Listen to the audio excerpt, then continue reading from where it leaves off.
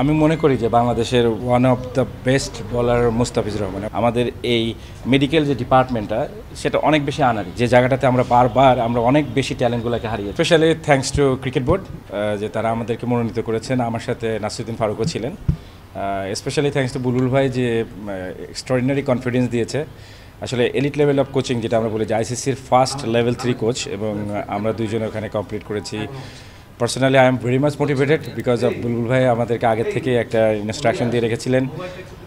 কনফিডেন্সটা অনেক বেশি গ্রো আপ হয়েছে অ্যাজ এ কোচ হিসেবে, কীভাবে কাজ করতে হয়, প্ল্যানিং, প্রোগ্রেসিভ, তারপর গ্রোথ মেথডটা, যেগুলোতে আমাদেরকে দারুণভাবে হেল্প করবে ফিউচার রানে। অ্যাজ এ ধরেন আমরা এখন আইসিসির এলিট প্যানেলের কোচ হিসাবে নিজেদেরকে আমরা ভাবতে শিখছি যে ধরেন এই কোচের মাধ্যমে আমরা কিন্তু এখন আইসিসির একটা এলিট প্যানেলের যে কোচের লিস্ট থাকে সেখানে আমরা অন্তর্ভুক্ত হচ্ছি। সেটা দেশের ক্রিকেটের জন্য ভালো, পাশাপাশি আমার মনে হয় যে আমরা আরও বেশি প্রপার ওয়েতে প্লেয়ারদেরকে হেল্প করতে পারবো, নার্সারিং করতে পারবো। এবং যে জিনিসটা আসলে সবসময় আমি পার্সোনালি চেয়েছি যে আমি অ্যাজ এ কোচ আমি বাংলাদেশের অনেক কিছু জিততে চাই, এবং সেই জায়গাটায় আমার এই ডিগ্রিটা আমাকে দারুণভাবে পথ চলায় হেল্প করবে। যেমন আপনি আগেও কোচিং করিয়েছেন, এখন কোচিংয়ের ক্ষেত্রটা কি হতে পারে?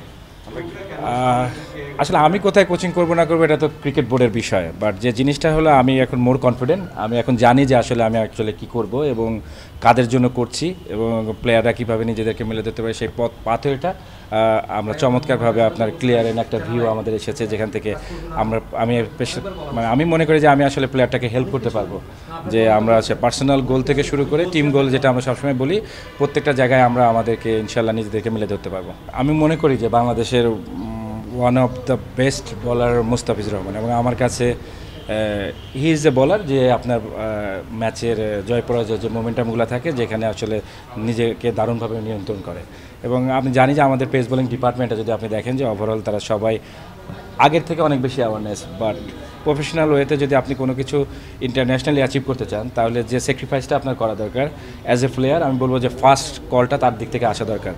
দেন পরবর্তী যে ধাপগুলো থাকে, যে আমরা যেটা বলি যে যেটা আপনি বললেন যে কাকে কোথায় কখন কি খেলাবো, ভিশনগুলো যে কোচগুলা যিনি যারা কাজ করেন তাদেরকে নিয়ে তারা কিভাবে তার ওয়ার্কলোড ম্যানেজমেন্টটা করছেন, এবং এই পার্টটার সাথে যারা জড়িত লাইক ফিজিও ডিপার্টমেন্ট বলেন, ট্রেনিং ডিপার্টমেন্ট বলেন, তারা আসলে কিভাবে তাদেরকে নার্সিং করছে। But most of the time যদি দেখেন, যদি আমার পার্সোনাল ওপিনিয়ন ভোট এটা চান, তাহলে আমার মনে হয় যে আমাদের এই মেডিকেল যে ডিপার্টমেন্টটা সেটা অনেক বেশি আনারি, এবং যে জায়গাটাতে আমরা বারবার আমরা অনেক বেশি ট্যালেন্টগুলোকে হারিয়েছি।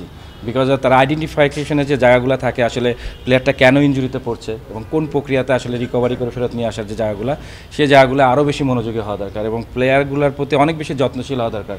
Because not only pace bowler, they all are unique, যে ইন্টারন্যাশনাল এরিয়াতে আপনাকে সাস্টেন করতে গেলে যে ধরনের আমি বলবো যে ঘুরে ফিরে বলতে আসলে ইকোসিস্টেম দিয়ে আপনাকে বেড়ে ওঠা দরকার, সেই জায়গাটায় আমাদের একটা বড় গ্যাপ রয়ে গেছে। একটা প্লেয়ারের আপনার ইন্ডিভিজুয়াল ডেভেলপমেন্টের জায়গা থাকতেই হবে, এবং সেই জায়গাটা আপনাকে প্রত্যেকটা জায়গা, যে আমরা যেটা বলি যে কন্ডিশনে আপনি খেলছেন সেটা সম্পর্কে যেমন আপনার পরিষ্কার নলেজ থাকা দরকার, এবং এটার অ্যাপ্লিকেশনটা কীভাবে হবে, অ্যাডজাস্টমেন্টের যে জায়গাগুলো, অ্যাওয়ারনেস অফ দ্য গেম আমরা যেটা সবসময় বলে আসছি, আসলে আমাদের ওই জায়গাটাতে অনেক বেশি কাজ করার আছে অ্যাজ এ প্লেয়ার, এবং স্কিলের যে ডেভেলপমেন্টের দরকার, আসলে প্লেয়ারটা নিজেকে কোথায় দেখছে, যে আগামী 1-1.5 বছরের ভিতরে আমি আসলে ওয়ার্ল্ডের এরকম জায়গায় যাইতাম, অন্য চ্যাম্পিয়ন বলাররা আসলে নিজেদেরকে কীভাবে দেখে, অন্য চ্যাম্পিয়ন ব্যাটাররা নিজেদেরকে কীভাবে ট্রান্সফর্মটা করেছে। তো সেই জায়গাগুলোর প্রতি আমার মনে হয় প্লেয়ারদের অবশ্যই আরও বেশি মনোযোগী হওয়া উচিত। পাশাপাশি আমার কাছে সবসময় যেটা মনে হয়েছে যে আমাদের নলেজেবল কোচ দরকার, যারা জানবে যে এই ট্যালেন্টটাকে কীভাবে আমরা এক্সট্রাঅর্ডিনারি ট্যালেন্ট হিসেবে প্রতিষ্ঠিত করতে পারি। তো ওই জায়গাটার একটা সমন্বয় দরকার, এবং আমার কাছে যেটা মনে হয় যে আমরা সবসময় বলেছি যে আমাদের সালাউদ্দিন ভাই এসেছেন, আমাদের যে নতুন কোচিং প্ল্যানটা 2027 সালের একটা প্ল্যান করে আগাচ্ছেন, তারা তাদের ভিশনটা সম্পর্কে যদি ক্লিয়ার হন এবং কাকে দিয়ে কখন কি কাজগুলো করাবেন, এই পাথওয়েটা যদি ওনারা আগের থেকে ঠিক করতে পারেন, তাহলে আপনি যেটা বলেছেন যে আজকে কাকে খেলাবে, পরশু কাকে রেস্ট দিবে, কোন প্রক্রিয়াতে দলটাকে বিল করবে, সেই জায়গাগুলোতে আমার মনে হয় তারা চমৎকারভাবে কাজ করতে পারবেন।